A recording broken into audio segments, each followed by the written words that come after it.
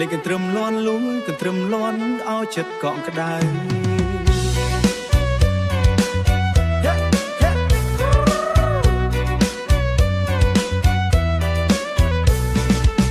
គូត្រឡប់មកផ្ទះជួបពុកម៉ែជាទីស្នេហាពុកម៉ែធ្វើការលំបាកតាំងពីកូនតូញញឹមទាំងទុកកុំឲ្យកូនយំសោថ្ងៃនេះកូនធំហើយបានវិលត្រប់មកអង្គុយជុំគ្នាស្ដាប់ភ្លេងត្រឡប់មកអង្គុយជុំគ្នាស្ដាប់ភ្លេងកូនត្រឹមលើងភ្លឺលើផ្ទះឮសូរភ្លេងរំលេងបងប្អូនជុំគ្នាសប្បាយគ្មានខ្វល់ខ្វាយដៃកាន់ដៃគ្នាជុំវិញពុកម៉ែយើងស្នេហាគ្រួសារមិនបែកយើងស្នេហាគ្រួសារមិនបែកមិនរលាយឡើយអូកន្ទ្រឹមជុំពុកម៉ែយើងស្នេហាដ៏កក់ក្ដៅមិនមានអ្វីប្រៀប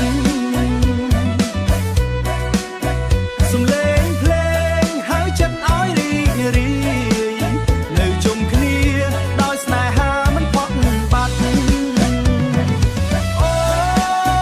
កន្ទ្រឹមជុំពុកម៉ែយើងស្នេហាដ៏កក់ក្ដៅមិនមានអ្វីប្រៀបសំឡេងភ្លេងហើយចិត្តឲ្យរីករាយនៅជុំគ្នាដោយស្នេហាមិនផុតបាត់